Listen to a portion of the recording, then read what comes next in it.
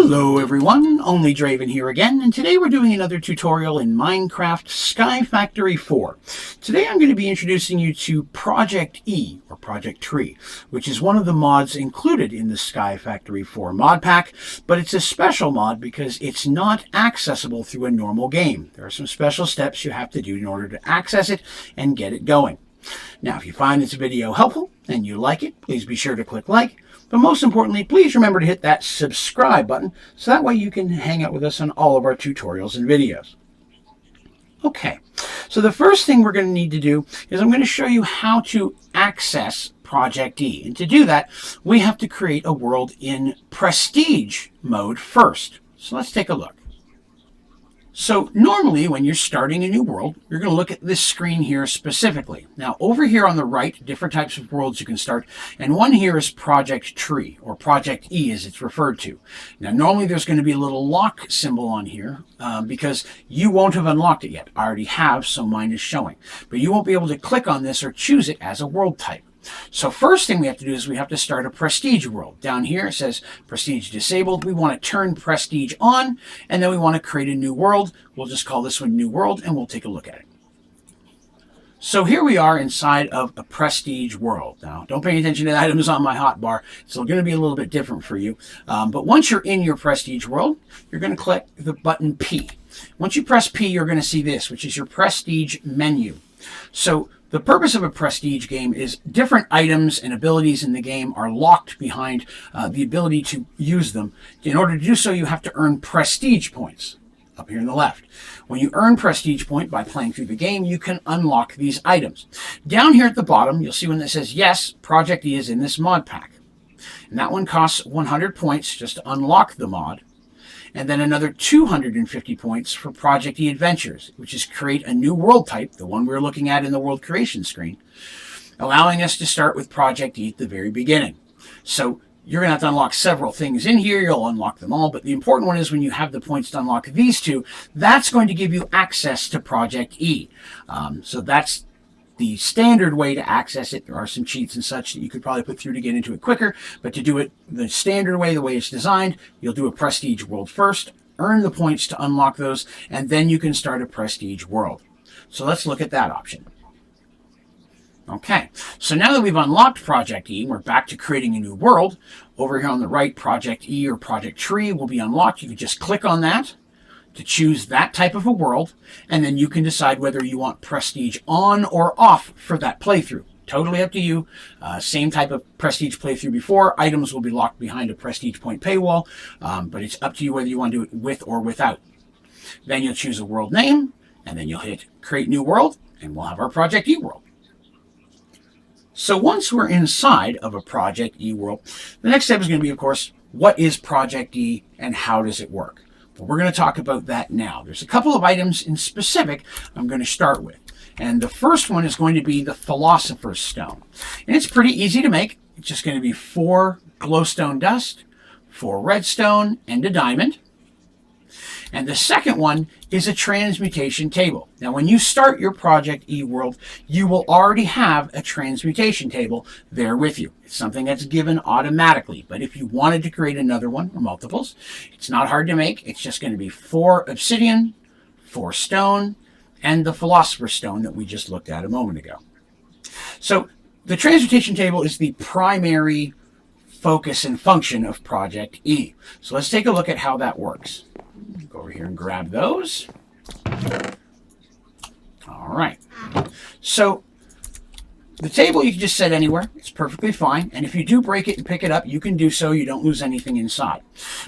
So here inside of our menu, it looks a little different than a standard crafting table. It has a couple different functions here.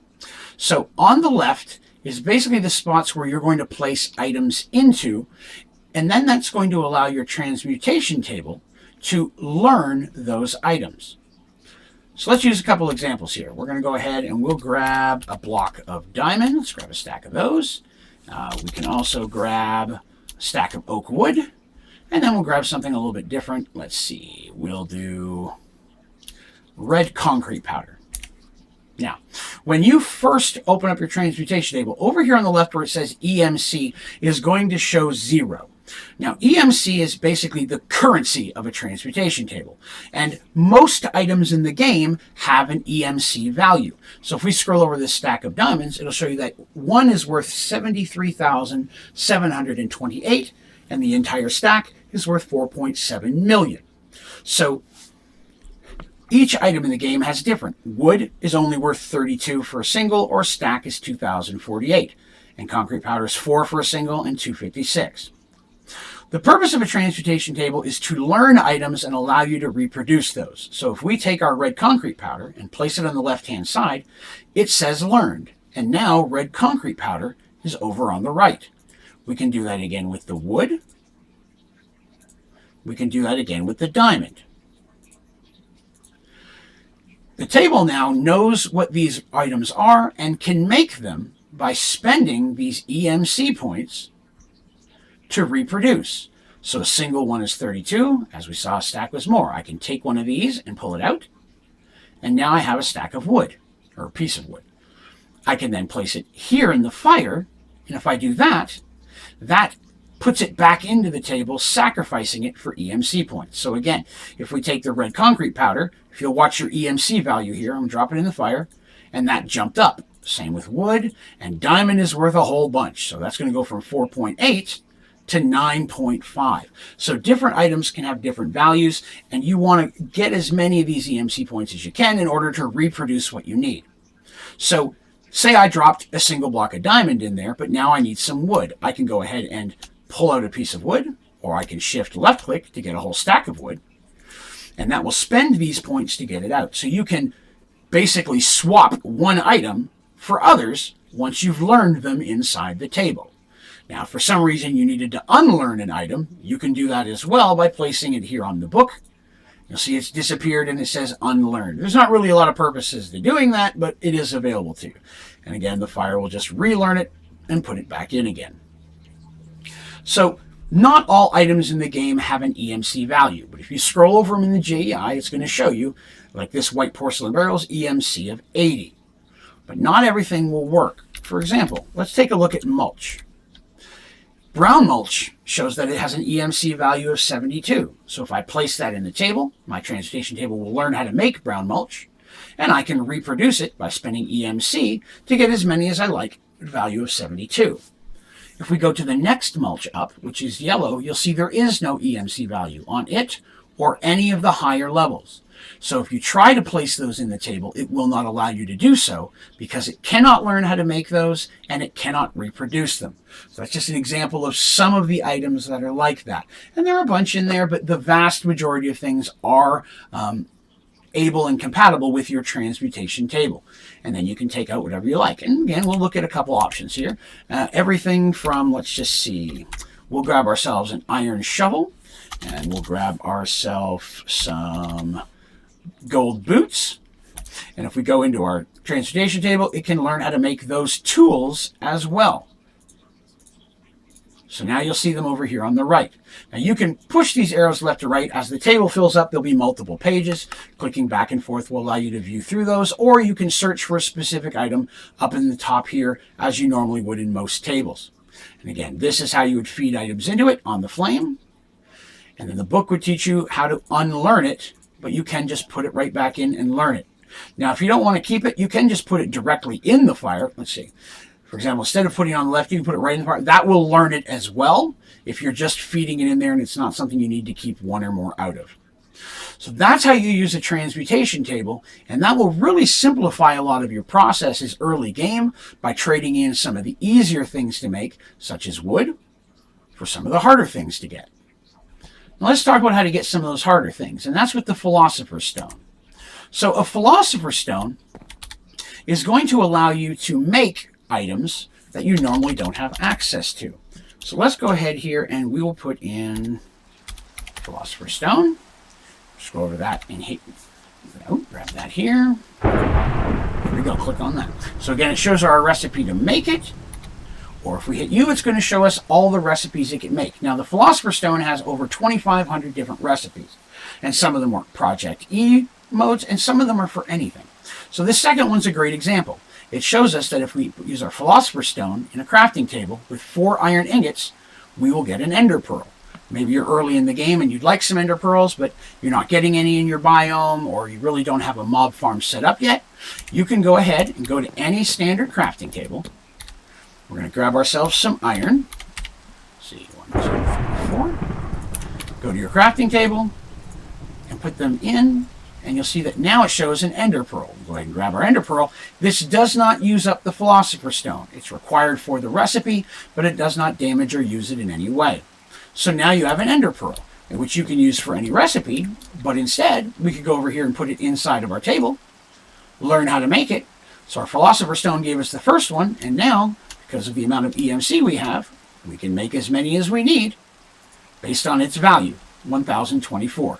So that's how much it costs to make each one. A stack costs 65,000. Throw it in there when you're done.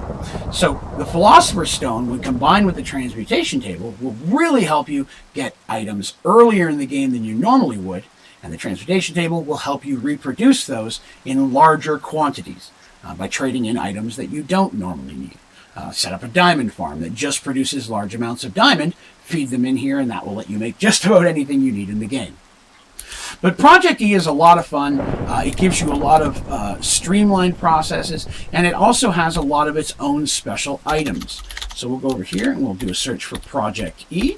And all these items on the right are Project E items. Now, a few of them don't have recipes, such as this last row here down the end, but the vast majority of things are makeable, from the weapons to the armor to the different trinkets and rings, different bags and such for holding items, and different machines. Now, a lot of these are a lot of fun and have different functions. I'm going to cover those in different videos, but you won't even be able to see these items in your JEI until you've unlocked Project E by playing through a prestige world. So I do recommend playing a normal game, playing a prestige world, and go all the way through it, because it's a lot of fun. And then after that, this will give you a whole new challenge and different way to play. So it kind of revitalizes your playthrough of Sky Factory 4 and gives you some different options. There's a lot of items here. We will cover those in different tutorials. All right. Well, that's a basic introduction to Sky Factory 4's Project E and how to access it. If you do have any questions about this tutorial or any of my tutorials, please be sure to put those down in the comments, and I'll do my very best to get back with you as quickly as I can, as well as any recommendations or suggestions you may have for other tutorials you'd like to see in Sky Factory 4. I'm always looking for new ideas. You can also go to my website, Onlydraven.com, and there at the bottom of the homepage you'll find a place where you can submit questions, feedback, or recommendations via email. You'll also find my standard streaming schedule, links to all my tutorials and videos, links to my social media accounts, and a lot of other really useful items such as the ODG store. So I do recommend checking out the website. But that one's going to do us for today. Thank you very much for watching. Have a great day.